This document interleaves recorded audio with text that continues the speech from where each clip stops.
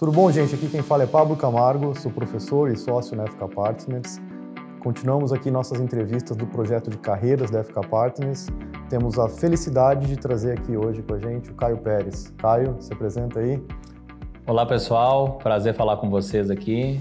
Obrigado, Pablo, pelo convite. É uma honra como ex-aluno e fã da FK Partners participar aqui dessa conversa. Obrigado, Caio. Isso é uma coisa engraçada que você falou, que é o seguinte, ex-aluno.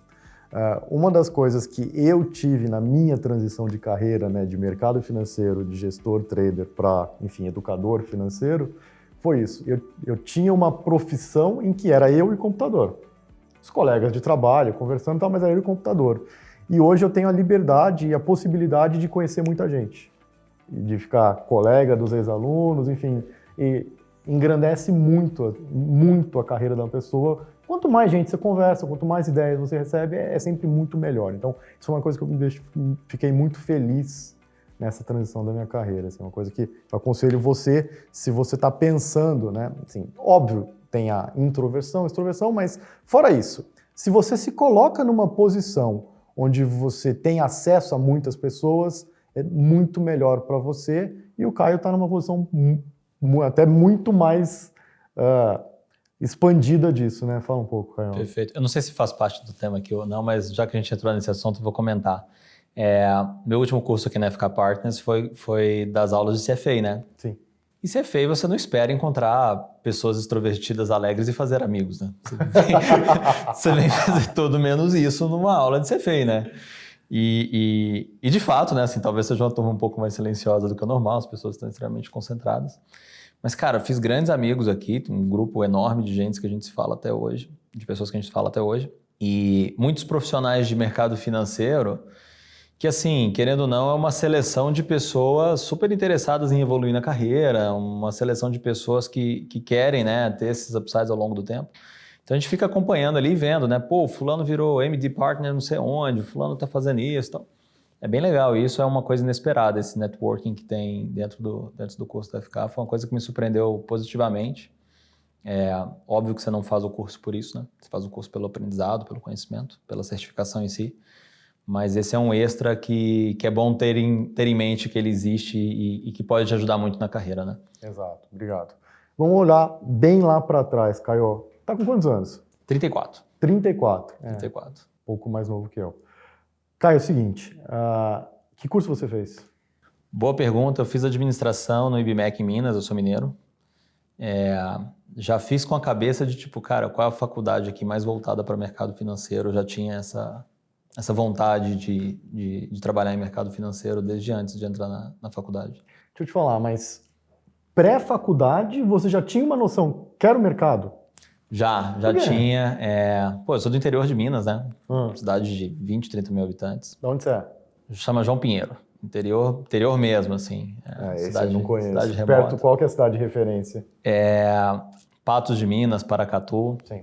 Geralmente quando alguém conhece João Pinheiro é tipo assim, pô, furei o pneu lá perto, então é bom não conhecer mesmo. Brincadeira da parte aqui. Mas enfim, lá em João Pinheiro eu já tinha essa vontade de trabalhar em mercado financeiro. Minha mãe foi caixa do Banco do Brasil, então eu entendia, via um pouco assim e tal. Tinha uma certa curiosidade, ficava lendo ali na revista que o dólar sobe, o dólar cai, o Ibovespa, o que é isso? Então, e sabe que isso é um ponto em comum, não é só comigo? A grande maioria das pessoas de mercado financeiro, elas não vieram de mercado financeiro, né? Mercado financeiro é diferente de outros mercados, onde às vezes, sei lá, o meu pai era advogado, eu sou advogado, meu filho vai ser advogado, né? Você tem isso, né? Em advocacia, em medicina, em engenharia tem isso. Mercado financeiro, a grande maioria das pessoas que você conversa, eles falam, não, cara, eu entrei do nada em mercado financeiro. Só que eles não são exceção, eles são a regra em geral. Sim. É muito difícil alguém que vem de uma família de mercado financeiro e continua sendo. A maioria foi picado por esse bichinho da curiosidade em algum momento, decidiu ir atrás daquilo, decidiu estudar, foi gostando, né? E foi gostando cada vez mais de estudar. Isso foi o que aconteceu comigo. Comecei a investir e procurar mais sobre isso aos 14, 15 anos, assim. Investiu 14, 15 anos? Você tem que investir na conta da sua mãe, né? Não, mas enfim. Nessa época você não pode abrir conta, naquela época, nem sei.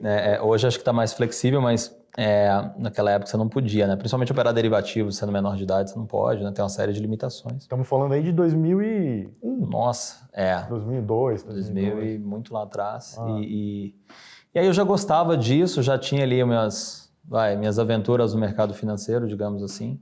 Como bom investidor iniciante, perdia muito mais do que ganhava, mas divertia e ia estudando um pouquinho mais. E aí na faculdade eu já entrei com essa cabeça de tipo, cara, vou aprender sobre o mercado financeiro. Mais importante do que o diploma em si aqui, eu quero ir catando matéria, conhecendo, falando com as pessoas aqui para aprender sobre o mercado financeiro. Cara, isso é muito legal, porque assim, a gente está com esse projeto das carreiras, a gente está conversando com muita gente, e a grande maioria das pessoas entra na faculdade sem um rumo, né? Sem uma direção, tipo, aonde eu quero chegar. E você usou a faculdade apenas como uma passagem, você já sabia o ponto final, aonde você queria chegar. Isso dá uma facilitada na vida, né? Isso dá uma facilitada na vida, assim, pô, eu tive o privilégio de ter sido picado pelo bichinho da curiosidade ali muito cedo na minha vida, mas eu acho que não é tarde, sabe? Assim, se você está no final da faculdade ou no meio, está super em tempo. Sim. Tem muita gente fazendo transição de mercado até mais tarde, tá? Pessoas que às vezes sempre foram bons investidores, mas seguiram outros tipos de carreira. Eu fico imaginando, né? Talvez eu ou você, né, entusiasmado com o mercado financeiro, tivesse virado advogado de fato e praticado e sido um profissional de sucesso, mas sempre com aquele lado de vou investir o meu dinheiro, vou investir o meu dinheiro. Esse tipo de pessoa, às vezes, faz uma transição de carreira também lá mais para frente, né? Depois de já performado na sua carreira tradicional. Então, nunca é tarde. Acho que nunca é tarde, mas é bom você ter esse direcionamento, essa vontade, né? Eu gosto de falar sobre isso. O mercado financeiro é um mercado muito competitivo. Então, assim, tudo que você ouviu falar de ganha muito dinheiro, trabalha pra caramba, Faria Lima, 24 horas, é verdade. Vai ganhar muito dinheiro, é difícil, é porradaria. Você tem que ser bom demais, assim. Se você não for muito bom, você vai apanhar. Você não vai ser competitivo num ambiente onde todo mundo quer ser competitivo. Exato. Então, o mercado financeiro, se você não gosta muito, você vai apanhar. Porque a vontade de aprender das outras pessoas tem uma certa curiosidade barra paixão aqui sobre o assunto, e essa pessoa vai muito mais atrás do que você, se você não tiver essa paixão também.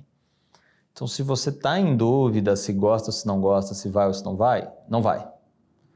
Porque, sendo bem sincero, não vai. Você vai apanhar. É um mercado para você estar no topo mesmo, para você querer disputar com gente boa, com gente competitiva. Investimentos é um assunto complexo, é um assunto difícil para quem não tem intimidade.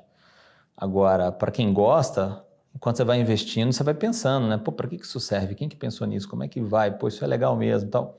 Vai vendo essa possibilidade daquilo ali se transformar em resultado, né? Então, você começa a ter talvez aqui um primeiro filtro, né? O que você precisa para trabalhar em mercado financeiro? Cara, gostar de verdade. Se você não gosta de verdade, você vai ser mediano. E sendo bem sincero, o mercado financeiro não é adequado para quem é mediano.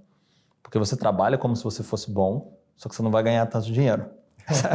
É a diferença. Porque quem vai ganhar dinheiro é quem for muito bom mesmo, porque você é um mercado competitivo. Aliás, na média, acho que você vai ganhar um pouco mais de dinheiro do que outras profissões, mas...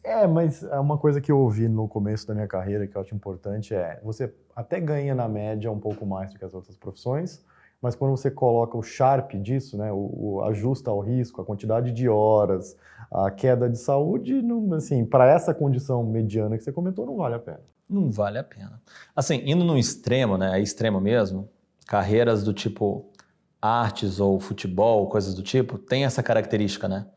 Você tem que ser muito competitivo para dar certo. E para você dar certo, você tem que estar muito afim. Mercado financeiro não é tão assim, né? Exato. Também não precisa ser um jogador de futebol ultra talentoso, né? Mas vai mais para esse lado do que para profissões onde a grande maioria fica na média, né? Tem profissões que a grande maioria fica na média. Exato. Essa não é uma profissão onde a grande maioria fica na média, então eu acho que você tem que ter essa paixão para te mover ali, para te colocar entre os melhores. Voltando lá para trás, você fez faculdade de administração já querendo chegar num ponto final que era o mercado financeiro. Como que foram? São 4 anos de faculdade? 4 anos de faculdade. Como que foi esses 4 anos de faculdade? Como você aproveitou a faculdade? O que você fez? Essa é uma ótima pergunta. No meu caso, deve ter sido uns 5, tá? Não foram 4. Eu comecei a trabalhar na metade da faculdade. Boa. Era 2007. Entrei na XP em 2007. Em 2008 teve uma crise bizarra, mundo acabando. Eu naturalmente parei de ir na aula, né? Tipo, putz, o mundo tá acabando, em crise e tal, e tem uma aula de informática da primeira... Pô, você não vai. Acabei atrasando muito a minha formação por causa disso, né? Enfim, sou super próximo lá do pessoal do IBMEC hoje em dia, adoro, lá tenho contato com o coordenador e tal. A gente, pô, para mim foi um aprendizado, assim, sou muito grato ao que eu aprendi na faculdade. Porque a faculdade, ela tem elementos, né, de administração, ela tem elementos de administração pura, finanças, marketing, direito, tem uma série de coisas. E toda aquela bagagem ali que você vai aprendendo na faculdade, na hora parece um pouco bobagem, mas quando você tem a chance de usar algo que você aprendeu, puta, aquilo é muito fantástico.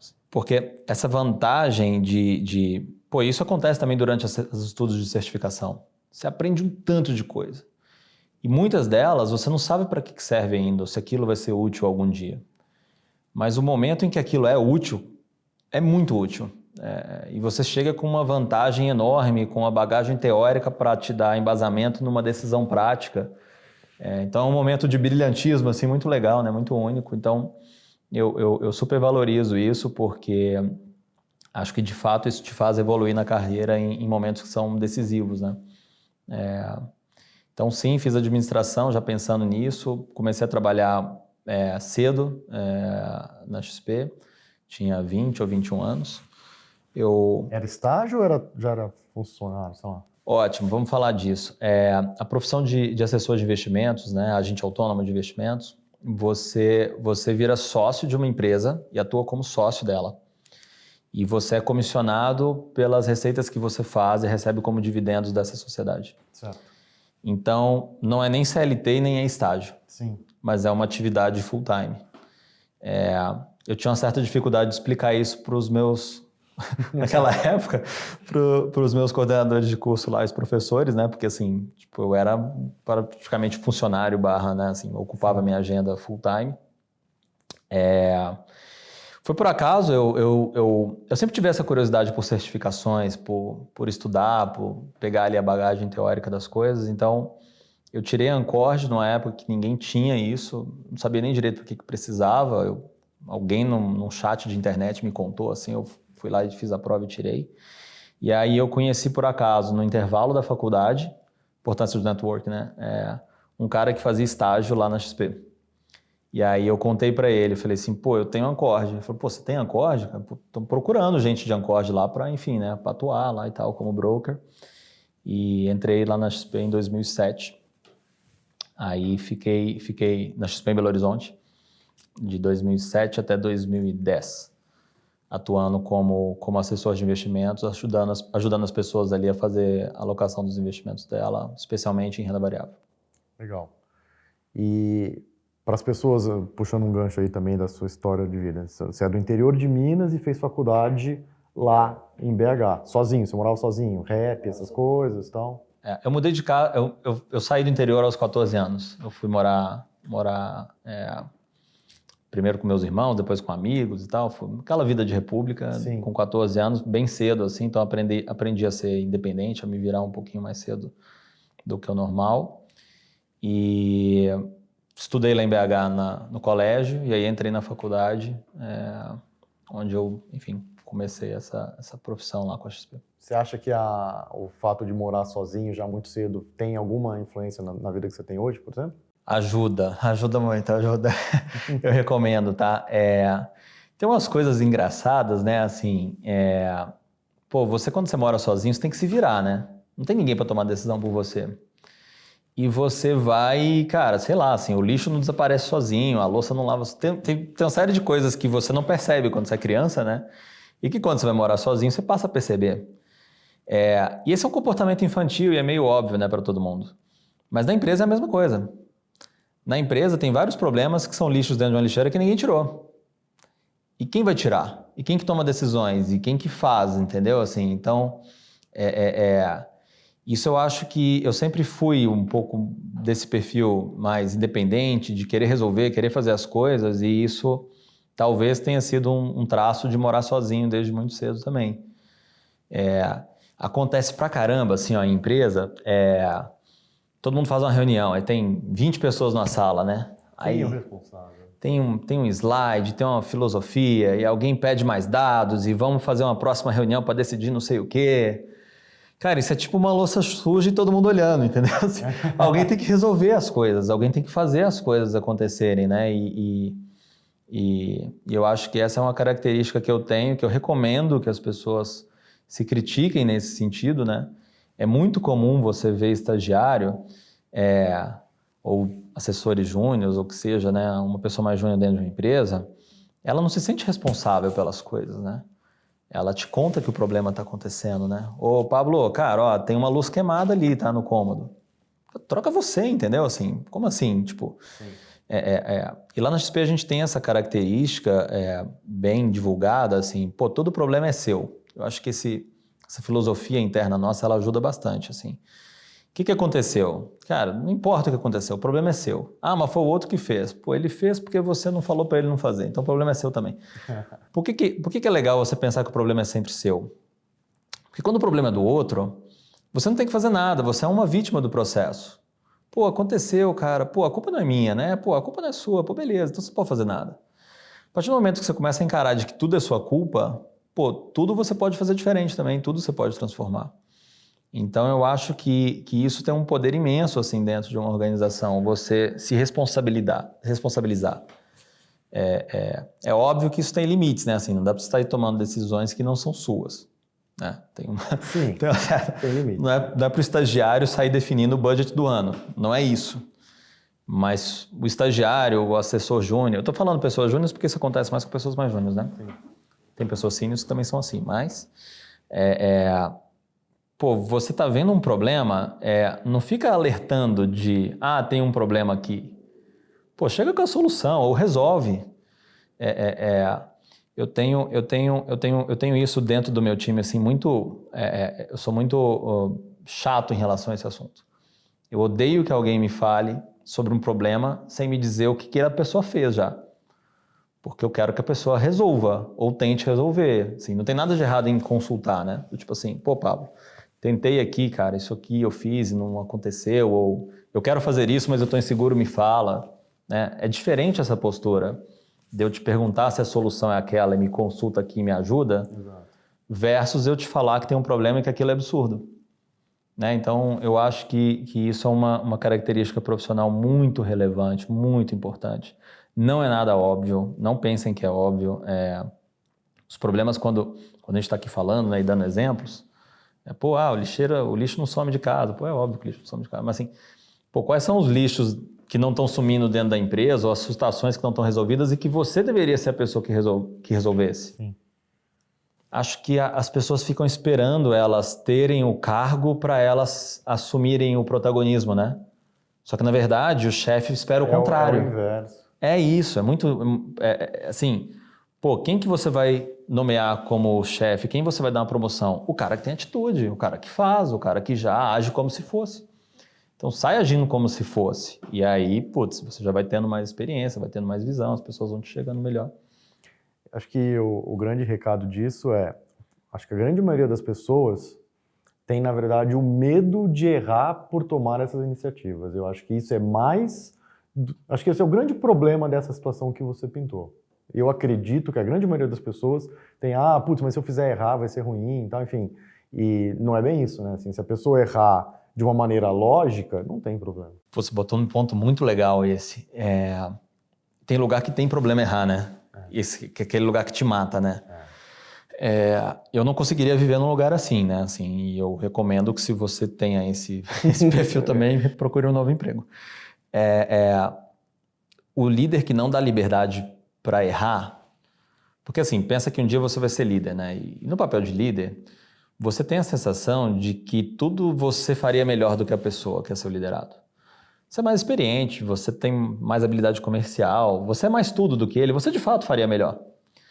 Só que se você tomar essa decisão para sua vida de eu vou centralizar, eu vou fazer, você nunca vai ganhar escala, né? Sim. Então você tem que pegar um assunto determinado e falar assim, Pablo, você cuida desse assunto aqui? Cuida. Então vai. Pô, Pablo errou. Pô, o Pablo errou, eu não posso crucificá-lo.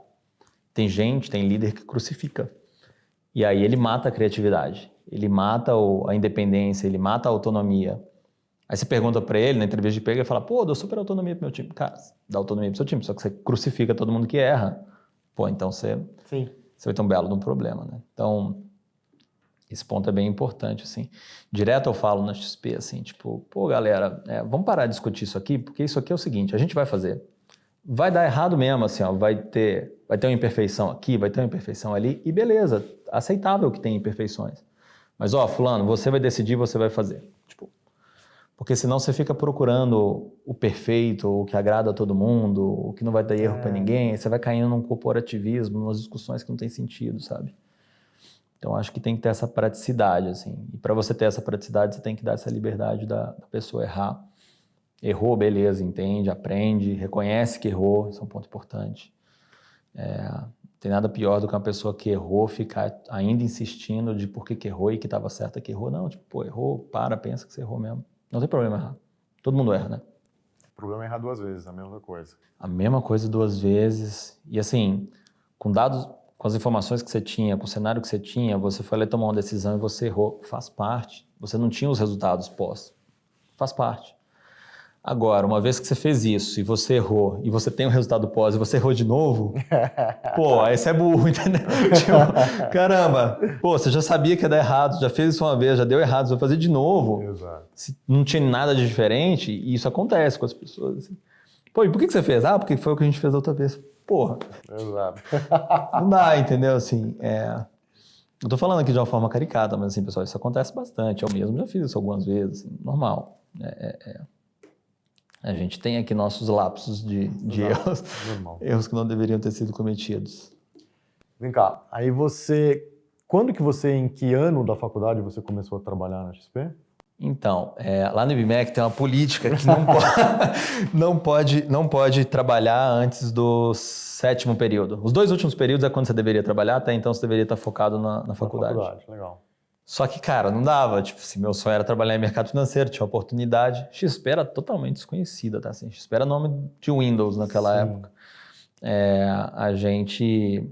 E, cara, eu era muito apaixonado pela empresa. Assim. A empresa sempre teve esses traços culturais e tal.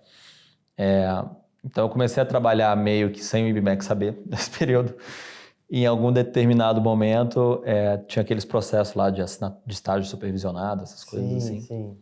Então, eu comecei, eu acho que eu estava no 4º período, que seria metade da faculdade.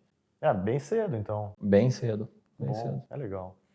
Falando aqui, eu tive uma vida precoce, né? Assim, saí de casa mais cedo do que deveria, entrei na faculdade mais cedo do que deveria, tipo, foi tudo meio assim. Não, é que do que deveria... Beleza, da média, beleza, deveria é uma palavra ruim. Do que a média. Legal. E para você foi muito fácil o balanço do tipo, tô fazendo uma coisa errada perante a academia, mas dane-se, é o que eu quero. Você tinha algum downside disso, assim? Você estava te expulsado da escola? Pô, esse ponto é ótimo, tá? Assim, vou confessar uma coisa aqui para vocês. Eu não fiz uma matéria do 1º período, informática. Aí eu falei, cara, já tô aqui, já tô no XP, já, tipo assim, nessa etapa, cara, eu já estava sendo transferido pro Rio de Janeiro, já tinha ido, assim. Aí eu falei, cara, não vou fazer essa matéria. E deixei. E quando conversei com o meu coordenador de curso na época, tá? E falei, pô, não faz isso, não sei o quê. O mundo dá 1000 voltas, né, cara? Eu virei mentor do IBMEC Hub, das startups do IBMEC lá em Minas e tal. Aí eu confessei isso pra ele, falei assim, cara, você tá me convidando, mas deixa eu te contar, não formei e tal. Ótimo. Mas é que, cara, pra mim, assim, o grande ponto você tá na faculdade por causa do diploma ou você tá pelo que você tá aprendendo, entendeu? Sim. Eu aprendi tudo que eu tinha para aprender. Eu fiz tudo que eu tinha. Aliás, eu estudei até mais do que outros alunos, né? Porque eu passei mais tempo. Sim. Brincadeira, tá? Então, assim, eu tenho todo o conhecimento necessário da faculdade. Usei ele na minha carreira profissional. Tive esse mesmo mindset quando eu vim fazer CFA. Vim na mesma cabeça. Do tipo assim, sei se você vai lembrar. Eu vou lembrar. Eu lembro. Você deu um curso lá na XP de renda fixa, que o Lemos tinha te chamado. Você me puxou de lado e perguntou do CFA. Eu não falei, cara, esse negócio de CFA, eu vou encarar esse negócio. Porque o CFA tem aquela mística, né? Pô, é o mais difícil, você nunca vai conseguir. Fulano que é super inteligente desistiu, tomou pau. Eu falei, caramba. E essa matéria que o Pablo tinha ensinado pra gente lá era um trecho de uma matéria do CFA. Eu falei, cara, isso aqui é muito legal, isso aqui é muito útil, eu quero aprender mais disso. E eu te confesso que eu nunca achei que eu fosse passar, assim. Eu falei, cara, vou lá, vou aprender, vamos ver como é que é. E aí comecei a gostar, passei na primeira. Aí você passou na primeira? Aí você, opa, consigo. Começa agora, eu quero, né? E diferente da faculdade, talvez, o CFA vai na sua assinatura de e-mail, no seu cartão. É uma questão de passar ou não, né? É mais duro do que a faculdade, né? Nesse sentido de você passou, você não passou, então... Exato. É binário ali. Mas eu não tinha essa cabeça de passar, na verdade. Eu tinha cabeça de vou fazer, vou aprender de tudo. Aí passei na primeira, falei assim, pô, legal. Passei na segunda de novo, fui pra terceira. E aprendi muita coisa muito útil durante essa jornada do CFA. Engraçado você falar isso. Logo depois que eu me formei, cara, uns 5 anos, eu sempre tive um pesadelo que eu sempre tinha esse pesadelo de tempos em tempos, que eu já estava trabalhando em São Paulo e eu não conseguia assistir aulas na faculdade. E aí eu não me formei na faculdade. Então, assim, o que realmente aconteceu com você... Era seu pesadelo. Era o meu pesadelo, assim. Eu falava, puta, que merda. 5 anos aqui, não vou me formar, tal, assim. Era muito engraçado. Eu vivi esse pesadelo, tá? Mas eu vivi... Mas é porque, assim, vamos lá, né? Eu pulei a etapa, né? Assim, então eu já tinha emprego, já estava bem, então já tinha ido. E acho que isso é legal, eu gosto de puxar esse ponto, que é o seguinte, que a faculdade, ela é uma passagem, e cada um faz essa passagem da melhor maneira. Tem gente que faz essa passagem não indo para a faculdade. Tem gente que faz essa passagem indo para a faculdade e trabalhando. Tem gente que faz essa passagem indo para a faculdade e tentando ser o melhor aluno da faculdade, tirando excelentes notas, assim, é um caminho. Assim, a gente conhece um pouco desse caminho no mercado, mas tem algumas pessoas que trilharam. Então, eu acho que, como tudo na vida, assim, não existe, graças a Deus, não existe uma fórmula única. É isso. Perfeito.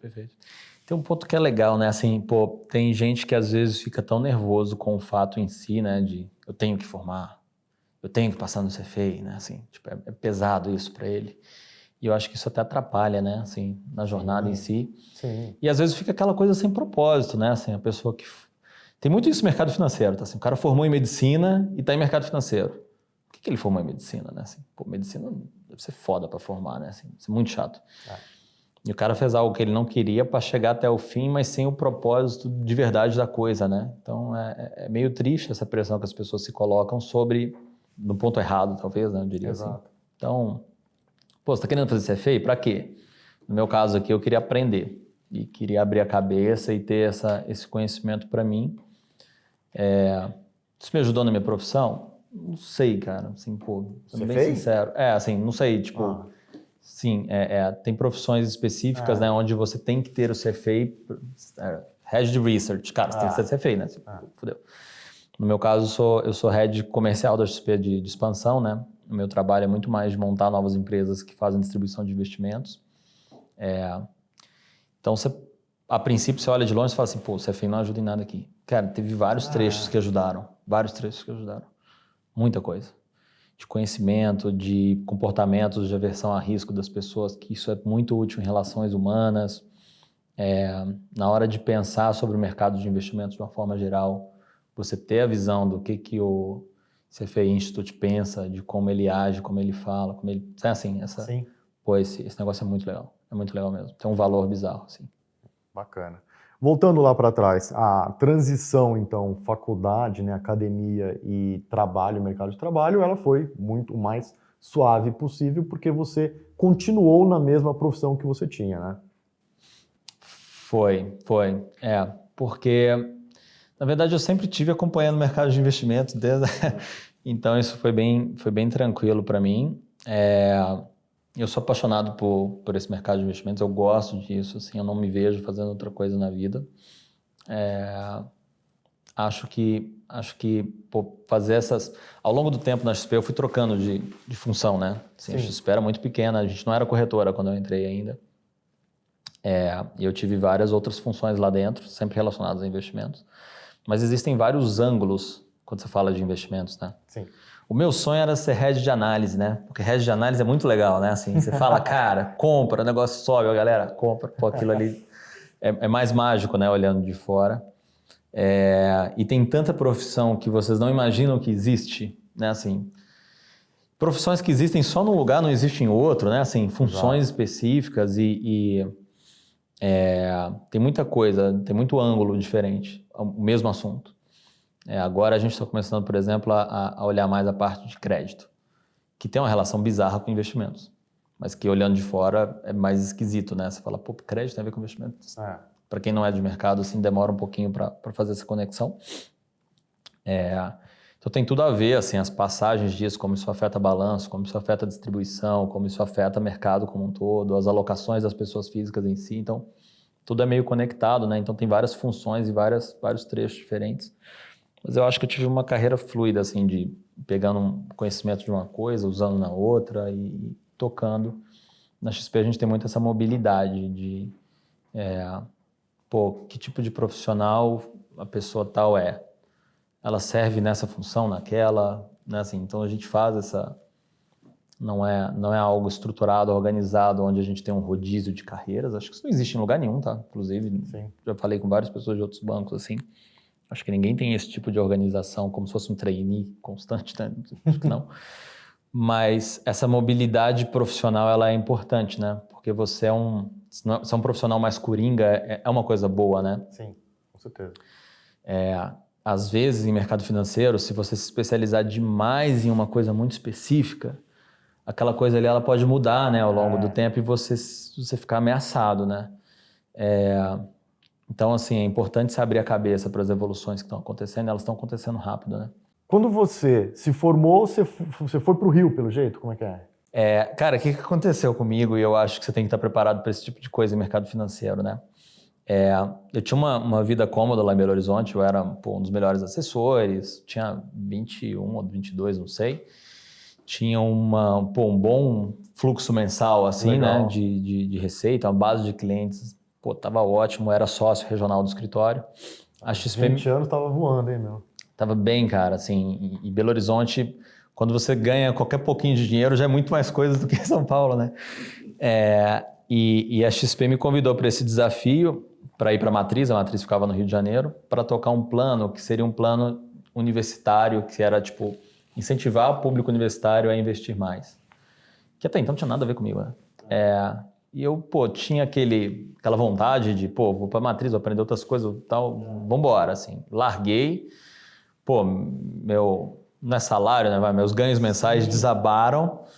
Fui morar num hotel no Rio, assim, a porta do guarda-roupa batia na cama. Aquelas situações de novo, assim, de estudante em república, praticamente, né? E aí fiquei lá na XP. Nessa etapa, eu lembro que eu fui construindo esse projeto universitário, deu 1 ou 2 semanas lá na matriz. Fui fazer uma apresentação para todo mundo do que eu tinha pensado. A galera, não. A gente não vai ter mais esse plano. Não vai ter o plano, né, cara? Eu larguei minha vida em Belo Horizonte, peguei o carro, botei minhas coisas e vim e não vai ter mais esse plano. Não, cara, mas a gente viu você falando com o escritório aqui, você tem isso, você é aquilo, você vai fazer essa função aqui. Então, tipo, você tem que estar preparado para essas sacudidas, né? Porque... E eu vejo muito isso, assim, as pessoas do mercado financeiro às vezes, tipo, não, eu vou entrar lá e vou fazer isso e é isso. Não, cara, o inesperado acontece, entendeu? Então, foi uma primeira transição, né, assim, fui lá para trabalhar com esse ponto, fiquei 2 semanas trabalhando com o plano universitário. Fui trabalhar na sequência no relacionamento com os escritórios, porque como eu tinha, né, vim lá do escritório de BH, eu tinha essa facilidade em relacionar com os escritórios, eu entendia o que era a função e tal. Então, em nome da XP, eu ia ajudar eles no desenvolvimento dos escritórios deles como um gerente de relacionamento, como se fosse assim. Então, eu fiz isso por muito tempo. Nessa função, eu acabava ajudando muito os escritórios a desenvolver as competências que eu tinha de distribuição de renda variável, de alocação em oferta pública, umas coisas assim. Então, eu acelerei muito essa frente. Isso me fez fazer uma outra transição de carreira. Que ano que é isso? 2010. 2010 eu fui para o Rio. 2011, 12 eu já estava em outra função que era distribuição de produtos. Lá ou aqui? Lá no Rio ainda. Eu vim para São Paulo em 2013. Aí no Rio era distribuição de todos os tipos de produtos, né? Fundos, renda fixa, prévio, etc. Eu tinha um time lá que fazia isso, uma área, chamava área de sales. E a vida de Rio foi boa? Foi boa, foi bem boa, assim. É uma época que eu tenho saudades, assim. É muito diferente trabalhar no Rio e na Faria Lima. Muito diferente, assim. No Rio, querendo ou não, você tem menos contato com gente de mercado. No Rio tem muita asset. Agora, né? Assim, nessa época que você está falando, não tinha. Nessa época já tinha tinha asset, mas você não tinha tanto contato, assim. Era Faria Lima, eu acho que foi se consolidando, né, também um pouco mais. Então no Rio você ficava um pouco mais isolado e aqui você tinha mais essa coisa, né, networking, mão de obra. As pessoas aqui de fato trabalhavam mais horas do que no Rio de Janeiro. Aí é uma polêmica, né, se trabalhar mais horas melhor ou pior, mas enfim, aqui fato, trabalham-se mais horas por dia. E aí em 2013 eu vim para cá, onde eu comecei a focar na distribuição de renda fixa. E depois de distribuição de renda fixa, eu também fiz distribuição de fundo imobiliário, uma série de outros produtos assim nesse meio. Aí eu voltei depois, em 2015, para ser head de relacionamento de novo com os escritórios. Fiquei nessa função até 2016. Em 2016 eu assumi expansão, que é onde eu estou hoje. Expansão é abrir mais canais de distribuição para a XP. Legal. Eu assumi a expansão da XP com 1.500 assessores, mais ou menos. A gente tem quase 10 mil hoje. Então, a gente foi bem aumentar essa rede de distribuição. É um número expressivo, assim, né? Você ter quase 10 mil pessoas distribuindo a tua plataforma. A gente mensura lá que todos os gerentes de investimentos somados do Brasil, dos bancos, vai dar por volta de uns 23, 24 mil. Então, a gente ter metade deles em número de exército é um bom indicador, assim. Para uma casa só, né? Excelente. Para uma casa só. Mas tem uma diferença gritante nisso aqui, né? Porque às vezes você tem a sensação de, então peraí, vocês já têm metade do exército, vocês devem estar no final dessa corrida, né? Não, porque o bolo vai aumentar, né? O bolo aumenta. E tem uma outra coisa que está mudando muito forte no Brasil também, que é o número de pessoas que um gerente atende.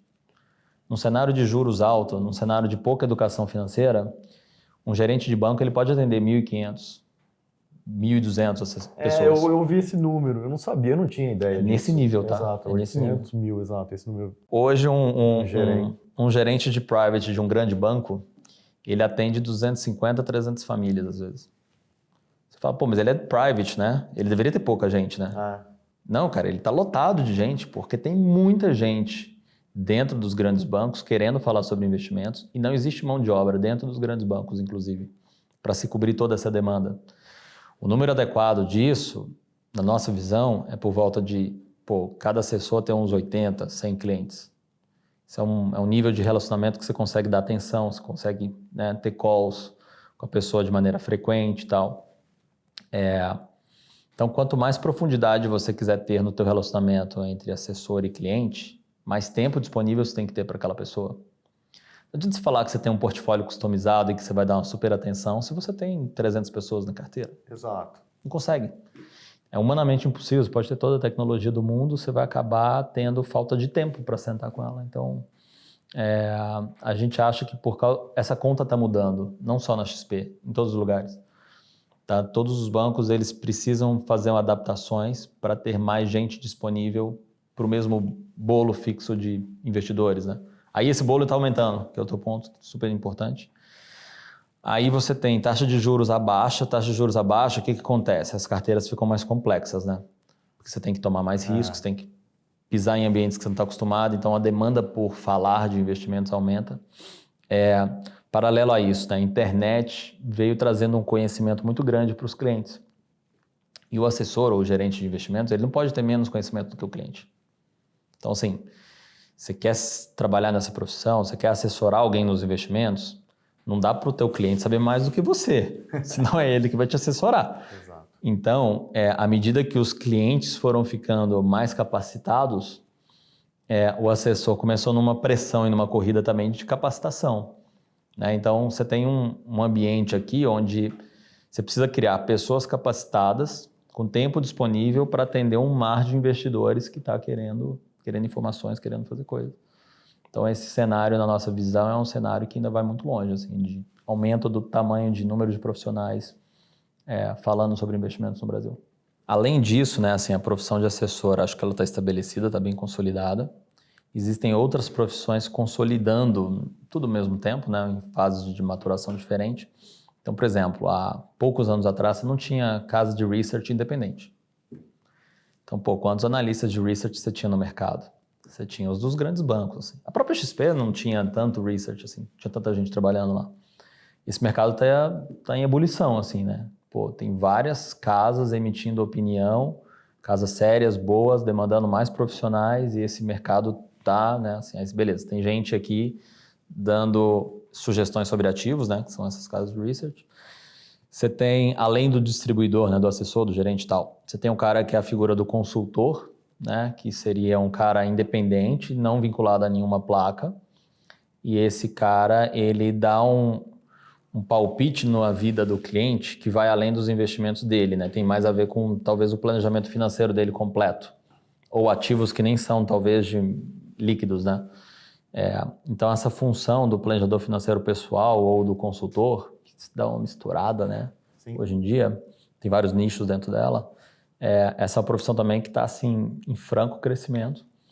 Então, o mesmo investidor que antes talvez tivesse uma carteira de renda fixa no banco com um gerente que ele não conhece, esse mesmo cara agora, ele tem talvez o gerente do banco atendendo ele, mas também o gerente da XP lá atendendo ele assina uma casa de research que emite opiniões para ele e ele arruma um consultor. Então, você está tendo aumentos de demandas de complexidade sobre investimentos, né?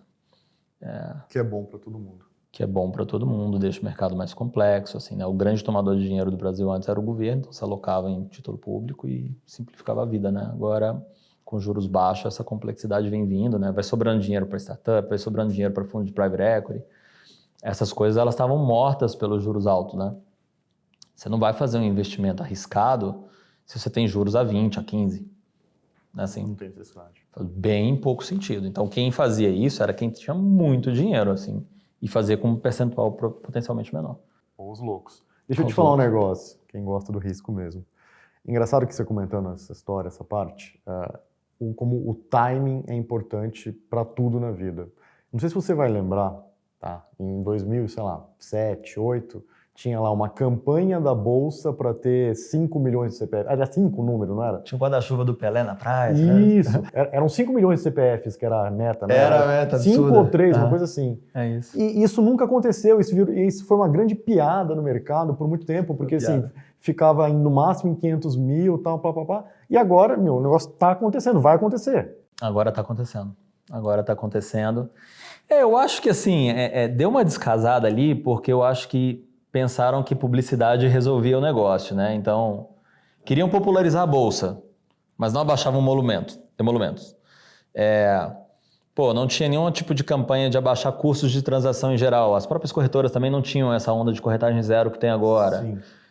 Não tinha educação financeira para investidor pequeno de uma maneira consistente. Então, assim, houve uma campanha e uma divulgação de uma meta, né? Assim, amplamente divulgada pelo mercado. A Bolsa, na verdade, estacionou em 1 milhão de pessoas físicas investindo por muito tempo, né? Essa curva ela é quase flat, ela caía, ela subia, era uma coisa meio... E recente ela deu uma empinada aí e está crescendo rápido, né? E a gente sente, né? Várias pessoas que não falavam de Bolsa agora estão falando. Muito novo entrante. Salvo engano, a gente bateu 1 milhão de mulheres agora, né? Sim, exato. Então, você vê que assim, tem uma entrada de um público novo. Novo no sentido de não só de idade, tá? Mas pessoas que têm uma idade talvez um pouco mais avançada, mas que não investiam. Então, são novos na Bolsa. Então, é uma bolsa com muita gente jovem.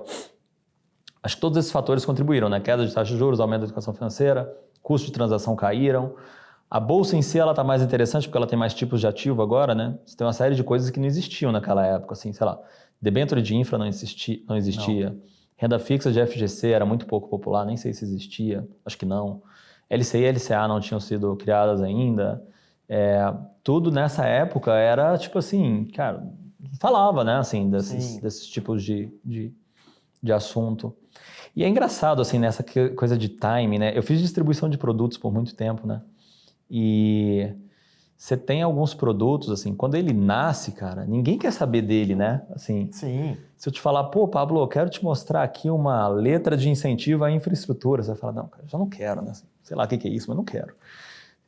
Então, todos esses produtos que se tornaram muito populares depois, no comecinho eles eram bastante rejeitados. Tem que abrir a cabeça para isso, né? Pô, tá surgindo coisa nova, tem legislação nova, tem gente fazendo uma coisa que você não conhece ainda. Então tem que estar antenado nesses movimentos de mercado. Eu tenho certeza que o mercado vai ser mais complexo daqui para frente. Isso para mim é meio dado, assim, você tem que estar acompanhando, né? Exato. Ainda bem, isso nunca me fez tanta falta, mas assim, quando começaram os FDICs, eu era um gestor de fundo multimercado e me falaram desse produto novo, que era fundo de crédito. Eu falei, eu fico analisando, vou ficar analisando o crédito, puta troço chato, vou continuar aqui ganhando meu dinheiro como gestor aqui de multimercado e tal. E, enfim, é um negócio que claramente, ainda bem, deu certo. Hoje é estranho falar, mas assim, a gente começou a distribuir fundos imobiliários, cara, numa época que todo mundo torcia muito o nariz, 2010, 11. Eu lembro, assim, não tinha nenhum fundo imobiliário com todos os dias ter uma negociação num fundo. Essa métrica é uma métrica de volume, você ter negociação todos os dias, né? Para um produto no início, é uma vitória que você comemora, assim. Então não tinha isso no mercado. E aí você ia explicar para as pessoas sobre o fundo imobiliário e, cara, era muito difícil, porque tudo isso que hoje talvez seja um pouco óbvio, você já ouviu falar e não sei quem investe, não existia. Sim. E a oferta de produtos era mais restrita, então você tinha 7, 8 fundos imobiliários, um meio esquisito ali, um outro que você entendeu mais ou menos, então era mais difícil. Mas nessas etapas do início de uma curva de distribuição, costuma ter muito filé mignon, né? Sim. Porque, assim, pensa o seguinte, né? Nenhum fundo imobiliário ainda não foi ao mercado. Para você vender, você vai ter que entregar uma coisa... É difícil de vender, né? Sim. Então você tem que vender com um yield alto, um produto muito bom, um locatário muito bom e tal. Então, não estou dizendo que hoje todos sejam ruins, mas é que assim, hoje um ruim ou um mediano ou um mais exótico, ele consegue vender. Porque hoje o mercado está com o comprador. Conhece. Naquela época, você vai lançar um exótico, esquece, assim, morreu. E aí, acho que um pouco isso assim, que veio acontecendo. Tem uma série de produtos que ainda não foram lançados, né? Assim, os próprios FIPs de infra, eu lembro que a gente fez já, não embalou. A gente achava que ia na esteira do fundo imobiliário. O fundo imobiliário, quando ele começou a embalar, foi numa época do governo Dilma que o juro subiu de maneira súbita. Sim. Aí esse mercado era muito baseado no trade-off de saia da renda fixa, onde você está ganhando, sei lá, 6 e vem para cá ganhar 11, 12.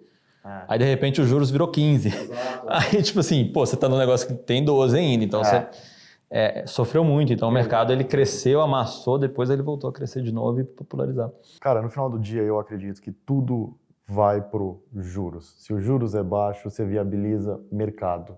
Ponto final. Se os juros é alto... Seca tudo, né? Tem que ter outros mecanismos de controle de inflação que não sejam simplesmente sair canetando juros, né? Para justamente evitar isso.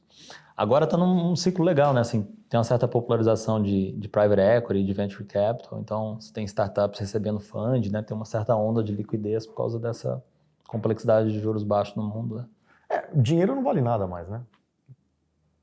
Dinheiro não vale nada. Tá uma onda excessiva de liquidez aqui que dá um pouco de um temor nesse sentido, né? E liquidez e inflação, né? Então, você tem dois fatores muito grandes para falar, por que eu vou ficar com dinheiro na mão? Exatamente. Isso é bom, desculpa te interromper, mas isso é bom para você, para mim, para todo mundo, para você que está me assistindo, porque isso, enquanto os juros permanecer baixo, assim, você tem todo o incentivo para empreender. Você tem todo o incentivo para criar alguma coisa que não existia, para tentar oferecer um produto de uma maneira melhor, diferente, enfim, assim, é bom. Em geral, é muito bom. Em geral é muito bom, porque você tem capital disponível para tomadores de risco, né? Com juros altos, os poucos que têm dinheiro, os rentistas, né? Estavam no paraíso antes, né? Assim, eu tenho dinheiro, ninguém mais tem, o governo me paga, eu não tenho risco. Putz, era muito sensacional, né? Exato. No passado. Aliás, dá um sentimento de tipo assim, cara, o que eu tava fazendo mesmo que eu não tava aí? Nasci na época errada, não tinha tanto dinheiro ainda para investir. Tipo assim, em 2007, eu apaixonado com bolsa, devia estar apaixonado com título público, né? Apaixonei errado. Mas sim, de fato, acho que tem essa onda de liquidez, ela é muito boa. E aí você tem gente que está pegando essa liquidez excessiva e gerando deflação, né? Com diminuição de preços de serviços, né? Tipo um Uber da vida, um Airbnb, coisas do tipo. Então a gente está num ciclo diferente, né? Bem diferente. Cara, voltando para a sua profissão, tá? Que você foi para distribuição de produtos e agora você faz essa parte de relacionamento para expansão da rede. Essa expansão é só a pessoa física ou é pessoa física e jurídica? Como é que fala um pouco do seu trabalho? Os dois, eu faço um pouquinho de tudo, tá? A gente, assim, o principal de tudo, pensa em pessoas que estão dentro de um banco hoje, são grandes executivos de um banco e querem empreender, eles querem montar um negócio. A sua carreira executiva, ela tem desafios muito diferentes de uma carreira de empreendedor. Então, a gente dá toda a assistência e o know-how desse mercado para fazer com que aquele empreendedor tenha sucesso no novo empreendimento dele, caso ele esteja abrindo um escritório. Esse mesmo cara, ao invés dele querer empreender do zero, ele pode se juntar a alguém que já está nessa jornada, que já está estruturado, onde ele faça parte daquele projeto. A maioria desses escritórios são partnerships abertas, assim. Então, elas têm realmente um tratamento societário entre eles, onde os melhores, os mais performáticos vão virando sócios. Sim. Acho que esse é um negócio que tem muito mercado ainda que não opera dessa forma de partnerships abertas. Eu acho que isso é uma coisa muito de mercado financeiro. Tem outros mercados também, mas o mercado financeiro é muito assim. Eu acho que isso é uma coisa que tende até a ir para outros lados, né, de outros tipos de empresa em economia real. Então, a gente faz essa abertura de novos escritórios, essa junção com escritórios que já existem, fazendo essa expansão da rede, abertura de filiais. Também faço a expansão a gente chama lá de Wealth Services, que seriam essas gestoras e consultorias plugadas na rede da XP. E também, assim, né, o futuro da distribuição, ele também está muito ligado, de repente, sei lá, entradas de startups, sites, talvez um influencer, não sei, assim, pessoas que ajudam na tomada de decisão sobre investimentos, né? Isso tem a ver com distribuição em si. Então, a gente também faz um pouquinho disso, assim, desse sondagem de players que conectam nessa relacionamento com a distribuição como um todo. Legal. E para o cara que está começando, o cara assim, que está na faculdade, o cara que tinha a sua posição, estudante ou recém-formado, meu sonho é ser um assessor de investimento. O que você falaria para esse cara? Ótimo. Acho que, assim, um ponto super importante, investe tempo nas certificações. Certificações é um atalho gigantesco nesse mercado, né? Assim, a certificação, o teu entrevistador, ele sabe o que você aprendeu. É diferente da faculdade, né? Na faculdade, eu fiz a faculdade A, você fez a B, eu não sei o que você aprendeu. Eu aprendi umas coisas, você aprendeu outras. Certificação não, a certificação está ali. Quando você chega para ser entrevistado, e tem um pouco de headhunter, né, na minha função. Então, primeira coisa que você bate o olho, você vê quais das letrinhas o cara tem no currículo. Porque um cara que não tem CPA, não tem CPA 20, não tem ANCOR, não tem CEA, não tem CFP, não tem nada, você para pensar o que esse cara sabe e o que esse cara não sabe. E aí você vai ter que aprofundar e ver o que ele fez e tal. Então, assim, querendo ou não, é um atalho na conversa. Acho que as pessoas querem entrar em mercado financeiro, é importante elas entenderem da ótica do recrutador, o que o recrutador está fazendo da vida. É assim. Cara, primeiro, quando você abre uma vaga no LinkedIn, você vai ter uns 450 candidatos, tá? 450. Então, você quer contratar uma pessoa, 450 apareceram. Você não vai ter tempo de ver tudo que o cara escolheu. Então, de fato, assim, você faz triagem de currículo em 2, 3 segundos. Tipo, pum, não é o que eu estou procurando. Pum, não é o que eu estou procurando. E é meio assustador, né, para quem se candidata. Você pensa, cara, talvez meu currículo vai ser olhado em 2, 3 segundos. Pô, que ruim isso, né? É até um pouco desumano, talvez, né, do ponto de vista, mas é a verdade nua e crua aqui. Em qualquer empresa vai ser assim, tá? Não é exclusividade de nenhuma empresa específica, não é exclusividade de mercado financeiro, inclusive. Mas em mercado financeiro você tem um atalho, porque essa certificação te bota num patamar diferente. Você fala, cara, já que tem 450 caras, vou procurar a palavra CFP aqui, vou fazer um search aqui e vou ver que, porra, dos 450, 15 tem CFP. Pô, esses caras aqui eu já sei, né? Então, assim, acho que tem esse entendimento do primeiro estágio, né? Para você entrar numa empresa, né, assim, você tem uma série de estágios, né? Assim, a primeiro estágio, geralmente, é uma triagem de currículo, né? Sim. A não ser que você tenha sido indicação de alguém, é uma triagem de currículo. Então, acho que ajuda muito nessa hora. Sentou na frente do entrevistador, aí esquece, né, cara? Assim, não fica naquela de, pô, eu tenho CFP. Cara, tá escrito no seu currículo, não tem, passou. Próximo. Vira essa página. Não quero falar disso. As pessoas adoram, às vezes, ficar destacando as coisas que já estão no currículo. Cara, se está no currículo, não destaca ela na sua entrevista, por favor. Assim, acho que é uma dica importante. Excelente, obrigado. Contribui, né, com o processo. Tem uma coisa muito engraçada, assim, as pessoas acham, é natural, né, assim, você vai ser entrevistado, você fica ensaiando um pouquinho, né? Pô, o Pablo vai me perguntar isso e eu vou dizer aquilo. Você fica ensaiando. Mentalmente você está ensaiando, cara. Assim, um bom recrutador, ele sabe te pegar na curva. E esquece teu ensaio, entendeu? Assim, é muito nítido o que é ensaio. Pô, me fala 3 defeitos. Tipo, isso aí. Já passou essa etapa, né, da vida. Então, provavelmente o recrutador mais moderno, né, assim, ele vai ter uma conversa com você, uma conversa interessante. Ele vai tentar ler quem você é. E não tente mentir falando quem você não é. Se você não é isso, não fala que você é uma coisa que você não é. Porque assim, primeiro que o cara pode entender que você está mentindo e isso cara, desqualifica na hora, assim, acabou, assim. Mostra que você tem uma baixa percepção sobre quem você é. Então, isso é muito importante. Tem gente que se acha uma coisa e é outra, né, assim. E isso é preocupante. Porque o cara tem um defeito que ele não sabe corrigir porque ele não se conhece. E outra que, vamos supor que você seja aprovado, né? Pô, tirei minhas certificações, sentei, tive uma conversa ótima, legal. Se você na entrevista foi uma pessoa que você não é... A vida vai... 2, 3 meses, o nego vai olhar e falar, cara, erraram aqui, contrataram o cara errado, tchau. E é horrível para você ter no currículo, talvez seja melhor você ter um currículo vazio e falar, olha, em busca da minha primeira experiência mesmo, do que você ter aquele currículo onde você ficou 2 meses num lugar, 1 mês no outro, 3 meses no outro. Sim, E aí, você, tipo de pessoa às vezes chega na entrevista e conta, não, pô, eu acho que lá estava tudo errado e lá não sei o quê, e começa a botar defeitos no emprego anterior. Você fala, não, não erra, cara. Não erra. Eu acho que assim, tem que ser uma conversa franca, uma conversa de peito aberto, fala quem você é mesmo. Eu tenho o hábito de dar feedback durante pós-entrevista, né? Que é extremamente esquisito, né? Sim. Não, eu já fiz isso algumas vezes. É legal, né? Fazer. É importante, porque... É importante para a pessoa. Exato. A pessoa usou o seu tempo, você deu o tempo para ela, e assim, para todo mundo é um ganha-ganha se você faz isso, porque você torna a pessoa melhor, por assim dizer, dá uns toques para ela, vai usar melhor o tempo do próximo entrevistador, para ela mesma, enfim... É bom, né? Assim, já que você está ali, né? Faça. Mas tem gente que não merece, né? Não, e não esperem isso do recrutador. A grande maioria não dá. Exato. A grande maioria dos recrutadores não vai te dar a resposta. E essa ausência de resposta é um não. Essa é uma dica importante. O recrutador desapareceu, é um não. Exato. Assim, não... Eu normalmente faço, desculpa te interromper, eu normalmente faço esse feedback com gente que merece, provavelmente é o cara que não vai ter a minha vaga, mas por conta de alguma coisa muito específica, que é só ele mudar aquilo que eu contrataria, por exemplo. Perfeito. Ok. Aí o cara que mentiu, o cara que ficou muito nessas, esse aí não merece meu tempo. Perfeito.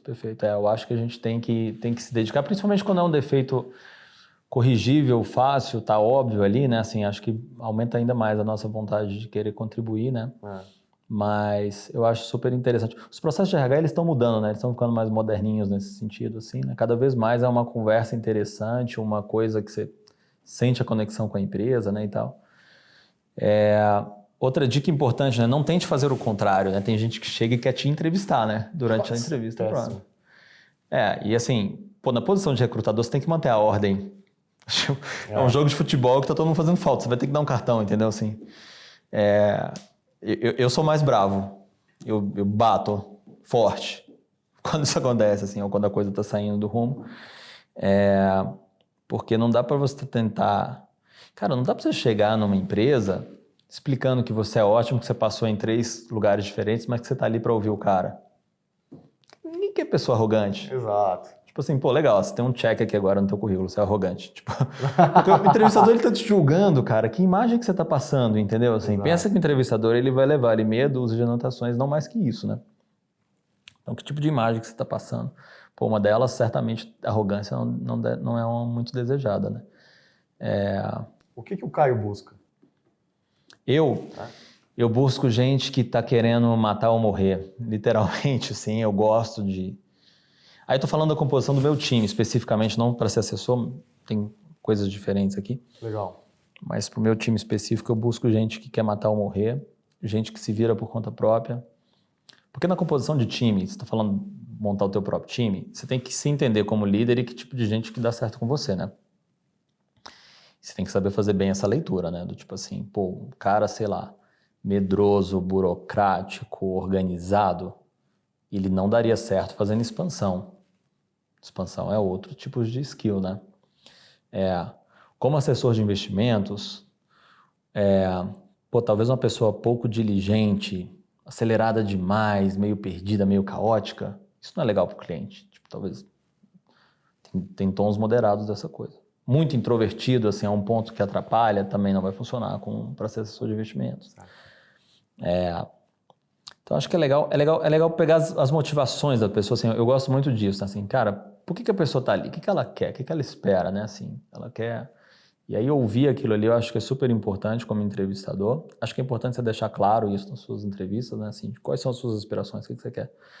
Porque é meio chato aquela de, pô, não sei o que eu quero, tô aí olhando, e tem muito disso em processo seletivo, isso é muito, assim, é um caminho para você ir embora mesmo. Para ser assessor de investimentos, o que a pessoa tem que ter, né, na minha visão?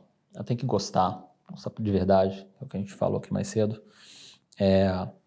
Tá querendo competir, tem que ter uma certa habilidade comercial. Você vai enfrentar situações que você não está acostumado mesmo.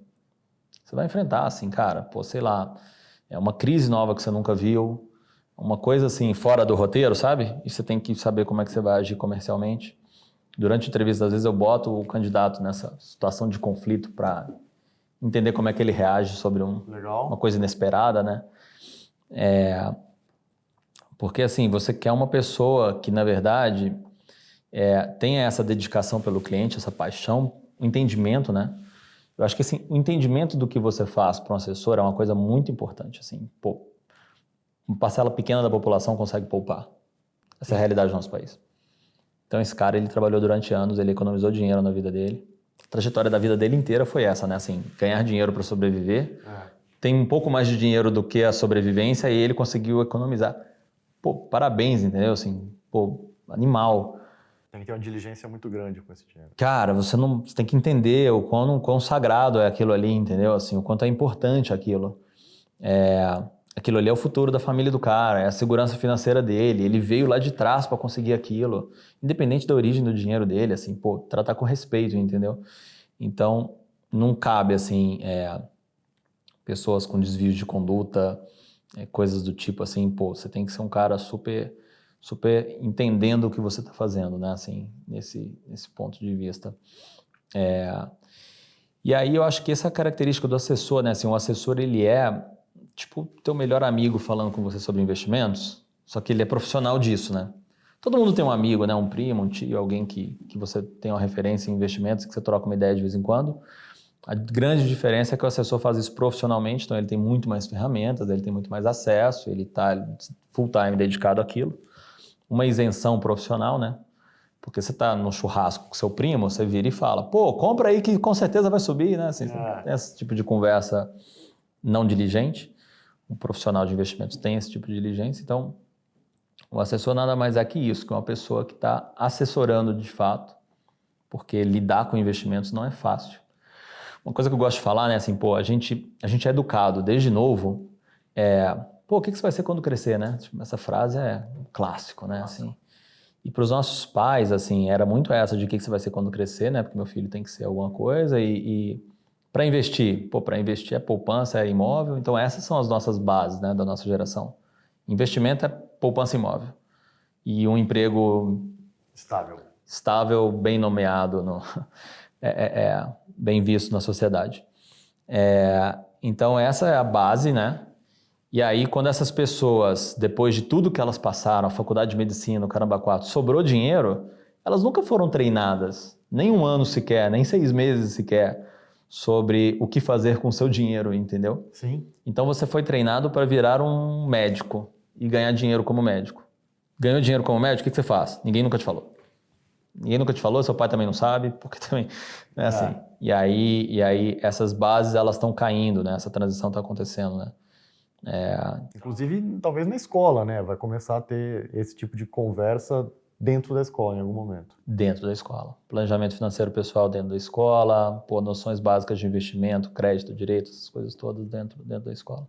Caio, é o seguinte, o quanto que você olha para fora, para os Estados Unidos, para modelar o seu dia a dia do seu trabalho, enfim, da sua profissão? Com muita frequência. Com muita frequência? Porque, muita assim, frequência. Eu pergunto isso porque eu sei que o negócio de vocês, XP, foi uma Inspirado ideia... lá. Inspirado lá fora. Pô, você tem lá a desbancarização.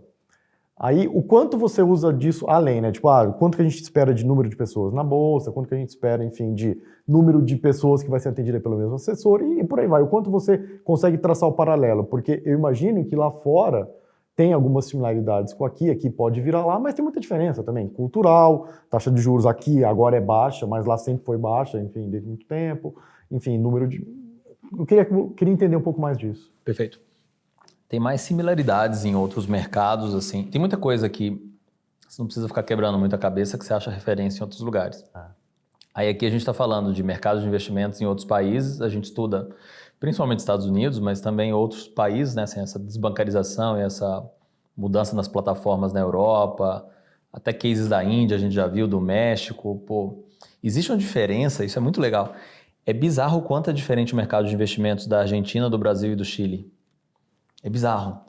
No Chile, eles têm lá mercados de previdência, então você fica alocando o seu INSS em lugares diferentes, como se fosse assim. Tá.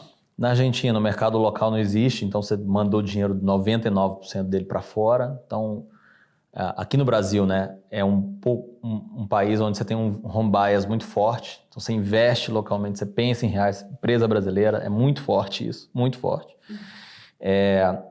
Na Argentina é o contrário, né? Aqui é 90-10, lá é 10-90, né? E, cara, é um país do lado, né? E tem muito aprendizado legal nesses países. Muita coisa que você vê, assim. Na Argentina eles estão vivendo mais ou menos a época do Collor, né? Sim.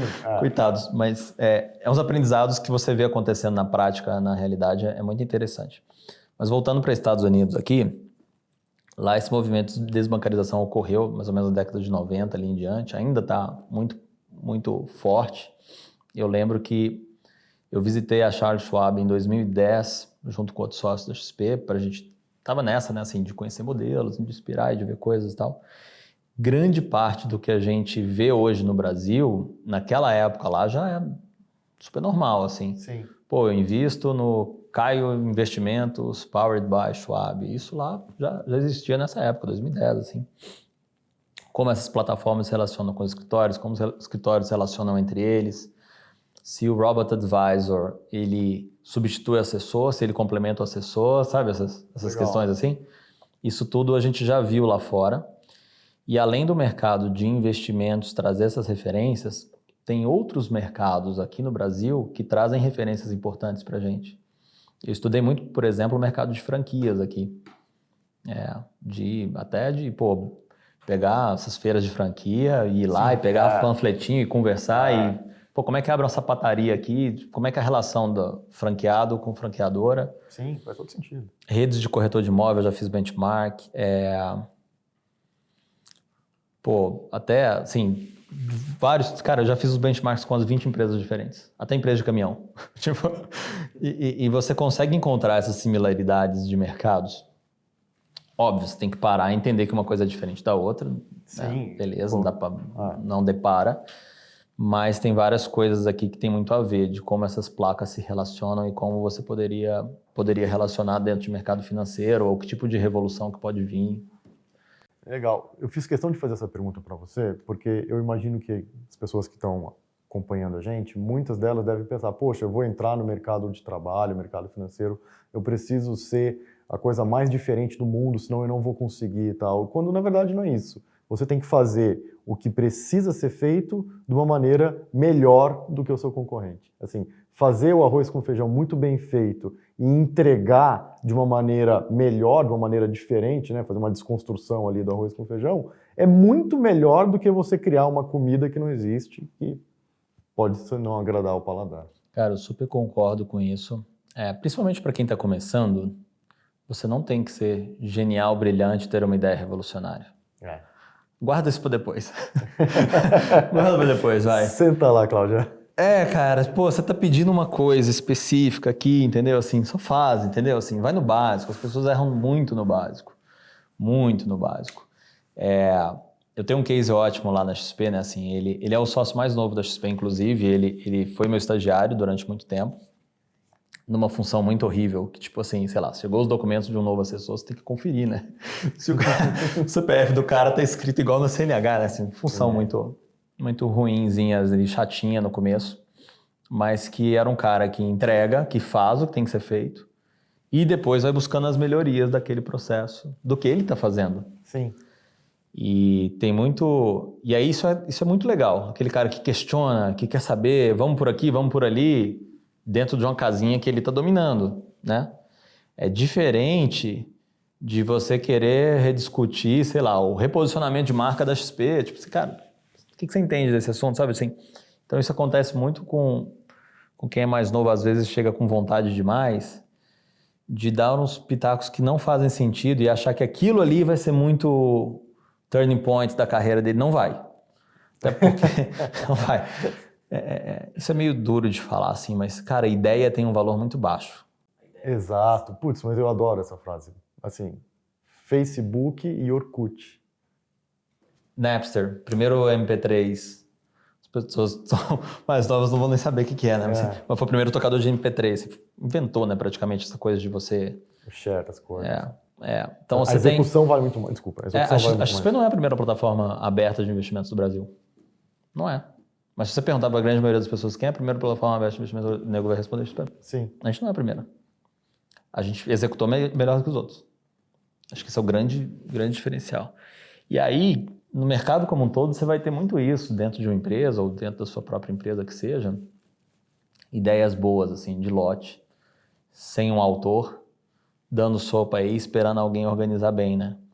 E o autor da ideia em si, né, assim, desculpa, mas assim, a ideia não tem tanto valor quanto executar ela bem feito, né? Assim, a ideia por si só, ela é frágil, né? Ela é bem frágil. Então, acho que o mercado ele é bem disso, assim, de pessoas que são executoras, assim, né? Não fica buscando um momento único de brilhantismo que vai mudar a sua carreira. Isso não, cara, eu não conheço nenhum case assim. Se conhecer, ele fica famoso, e aí muita gente vai conhecer, porque é um caso brilhante, né? Aí é aquele caso que você gosta de contar, né, e tal. Isso é uma coisa muito legal, né? Assim, o ganhador de Mega Sena, ele é um cara famoso, né? Porque do nada ele fez um shift de carreira, assim. Sim. Da mesma forma, tem gente que às vezes trocou de banco e deu uma porrada, né, na carreira. E aí aquela história fica famosa. Mas a história do cara que está há 30 anos no banco trabalhando e foi crescendo devagarzinho e virou um diretor, essa história não é legal de contar. E aí ela não fica famosa. Mas você tem muito mais dessa história do que a história da porrada galáctica súbita.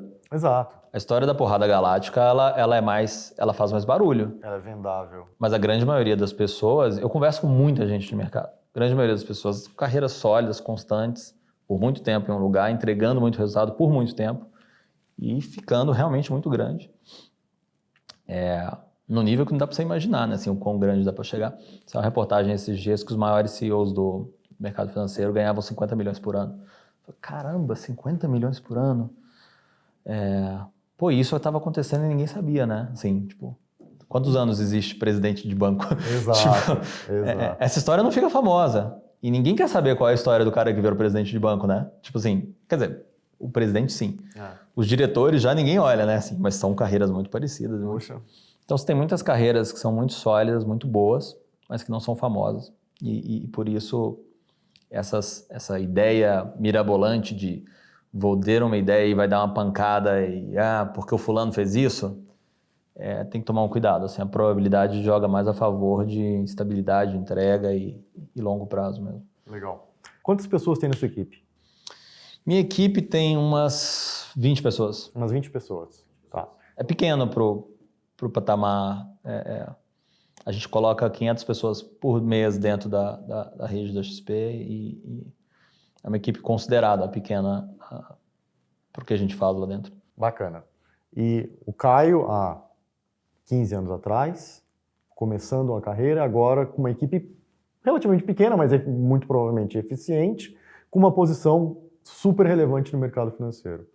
O que te fez chegar aqui? 2, 3 qualidades, você acha? Assim, 2, vai? Pô, ótima pergunta. Só fazer um disclaimer aqui. Ele é pequena porque eu gosto de equipe pequena, tá? É justamente isso de cara. Eu odeio aquele cara que tem 100...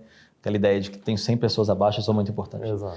Eu acho que o que me fez chegar até aqui foi a capacidade de resistir de verdade às adversidades, assim, de acreditar. Não é fácil, né? Assim, tem coisas que acontecem na sua carreira que parece muito a hora de, pô, tomei um downgrade aqui, agora é a hora de, pô, baixar minha cabeça e tal. Eu sempre fui aquele cara que acredita, assim, que vai para cima. Eu acho que essa é uma característica que me fez chegar mais longe. Tem um ponto super importante, assim, você tem que estar preparado antes da coisa acontecer, né? Não adianta você esperar a coisa acontecer para você se preparar. Eu sempre fui assim. Pô, sei lá, você tem que saber, uma coisa boba, né, assim, que é da nossa... Você tem que saber inglês, sim ou não? Pô, sei lá. Aqui na FK Partners você tem que saber inglês, né? Mas na grande maioria das empresas você não tem que saber inglês. Você vai esperar o dia que você tiver que saber inglês para tirar... Não vai, cara. Ah, não, o dia que me cobrarem CFA eu tiro. Esquece. Né, assim, você tem que ter antes isso, né? Então, assim, eu tive Ancord antes da hora, tirei CFA por conta própria, fiz faculdade, não existia pressão nenhuma, aprendi inglês, aprendi essas coisas todas assim, tipo, sempre pensando no, cara, tô aprendendo porque é bom, porque aumenta a minha chance, me torna mais competitivo, talvez eu use, talvez não. Eu acho que eu sempre tive esse mindset. Eu acho que foi um pouco isso, assim. Eu sempre tive, eu acho que, talvez assim, né, essa capacidade de resistir, né, que eu estava dizendo, eu tenho muito ela também, porque eu tenho muita convicção do que eu estou fazendo, assim. Eu acredito, de fato, no que eu estou fazendo. Então, quando você tem isso, você encontra uma motivação a mais, sabe? No que você está fazendo. Então, pô, por exemplo, tô criando mais gente, falando sobre investimentos para mais pessoas.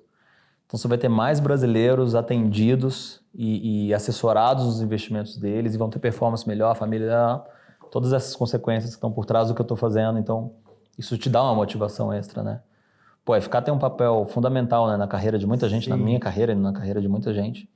Isso dá um gás extra, né? Você fala, cara, eu estou ajudando no desenvolvimento do mercado financeiro do Brasil aqui, isso tem tais consequências. Então, é legal você ter essa noção do que você está fazendo. A noção mesmo, né, da importância, do que está por trás, né? Eu sempre tive isso muito claro e sempre tentei deixar isso muito claro para o meu time também, para seguir na luta. É uma delícia. Vou fazer uma sacanagem com você. Vamos lá. Você gosta tanto do mercado financeiro, por que você defende um setor que não produz nada? Essa é ótima. Não, para mim é muito nítido de que o mercado financeiro é um setor que de fato não produz nada, né? Tem muita essa crítica meio besta. Mas assim, ele turbina vários setores que fazem muita coisa.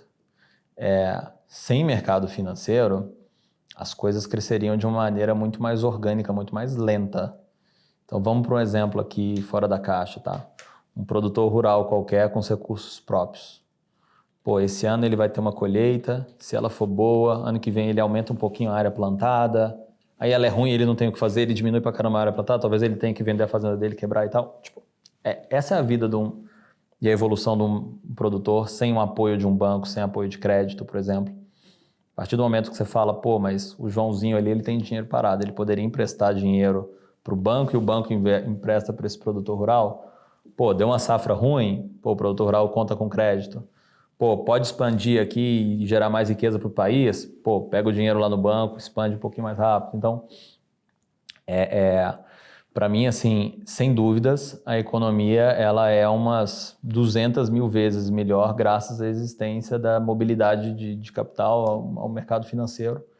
Então, você encontrar os poupadores com os tomadores de risco, com os empreendedores, tem um papel na sociedade, assim, essencial. Assim, eu não consigo imaginar como seria uma boa pergunta, né? Assim, cara, pô, que tipo de empresa que nunca tomou dívida, nunca abriu capital, nunca teve sócio e que está bem sucedida?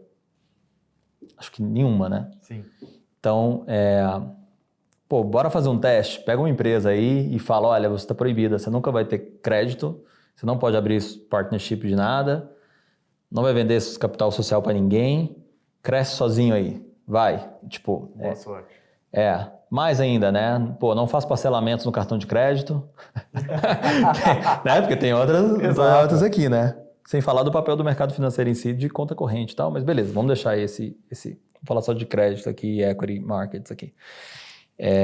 Então, assim, pô, essa empresa, ela não prosperaria, não iria muito longe, não tem a menor condição dela ser a grande vencedora em qualquer mercado.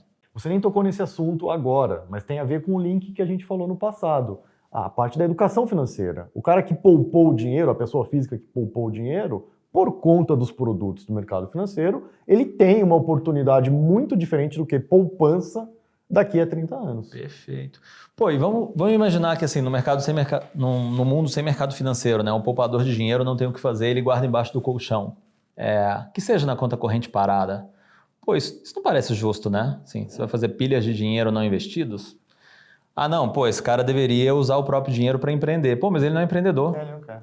Aí, ele vai empreender mal? E o vizinho dele tá babando por conta de dinheiro. O vizinho dele tá louco por dinheiro. Então, assim, tem alguém querendo capital e alguém querendo ceder capital. É um mercado isso, né? Assim, e ele vai tornar a economia mais robusta. Boa. Muito bom, ninguém nunca tinha me perguntado isso. Pô, obrigado, super prazer estar aqui. Tenho muita admiração pela FK Partners, pelo trabalho que vocês fazem, de maneira muito genuína mesmo. Eu acho que assim, todo mundo que está entrando no mercado, eu acho que tem que entrar com essa cabeça de competição, não no sentido pesado, mas no sentido de querer ser o melhor. Acho que educação é essencial, certificações, exagerem nisso mesmo, é melhor ter mais do que ter menos. E, pô, acho que esse mercado vai ter muita oportunidade pela frente, vale a pena entrar, é um mercado em franca expansão aí. Considere isso seriamente, assim, o mercado de assessoria de investimentos, porque vai ter muita oportunidade, está só começando. Muito obrigado para você que nos acompanhou. Muito obrigado, Caio, pelo seu tempo. Eu fico muito feliz da gente poder trazer alguém do seu quilate aqui para explicar algo que está muito em voga, que você consegue enxergar de uma maneira completamente diferente das pessoas. Então, imagina. Muito obrigado. Obrigado, gente.